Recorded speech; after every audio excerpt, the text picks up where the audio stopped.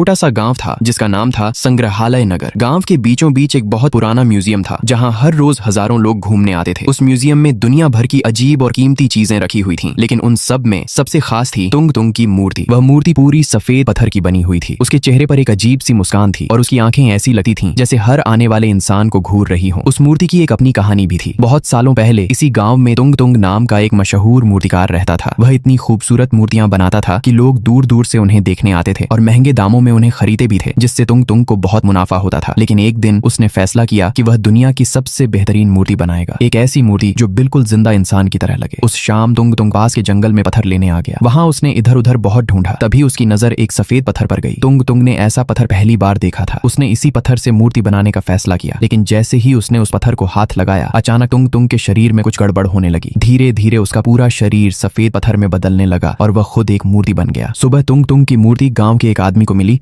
और उस दिन से वह मूर्ति गांव के म्यूजियम में रखी हुई है। और उस दिन से गांव में एक खौफनाक अफवाह मशहूर हो गई। लोग कहते थे कि हर लाल चांद की रात तुंग तुंग की आत्मा मूर्ति के अंदर से बाहर निकलती है और अपना अगला शिकार ढूंढती है। जो भी उसकी नजर में आ जाता है वह कभी वापस घर नहीं लौट पाता। कुछ लोग इस बात को सच मानते थे तो कुछ इसे सिर्फ बच्चों को डराने वाली कहानी समझते थे। फिर एक दिन वह रात आ ही गई, लाल चांद की रात। शाम होते ही पूरे गांव में अफरा तफरी मच गई। लोगों ने अपने घरों के दरवाजे और खिड़कियां बंद कर ली। कुछ ही देर में पूरा गांव सुनसान हो गया। लेकिन उसी गांव में एक बहादुर लड़का रहता था जिसका नाम था अतुल। अतुल को लगता था कि यह सब सिर्फ अफवाह है। सबके सामने बहादुर बनने के लिए उसने कहा, आज रात मैं म्यूजियम जाऊंगा। अगर तुंग तुंग सच में जिंदा हुआ तो उसे पकड़कर सबको दिखा दूंगा। गांव के लोगों ने उसे बहुत रोका, लेकिन अतुल किसी की बात सुनने को तैयार नहीं हुआ। जैसे ही रात के 12 बजे आसमान का चांद धीरे धीरे खून की तरह लाल हो गया, उसी पल म्यूजियम के अंदर से एक तेज डरावनी आवाज गूंज उठी। अतुल ने देखा, सफेद मूर्ति ने धीरे धीरे अपनी गर्दन घुमाई। फिर उसने अपनी उंगलियां हिलाई और धीरे धीरे पत्थर का पूरा शरीर जिंदा होने लगा। तुंग तुंग की आत्मा आजाद हो चुकी थी। तुंग तुंग ने धीरे से अपना सिर अतुल की तरफ घुमाया और उसके चेहरे पर एक खौफनाक मुस्कान फैल गई।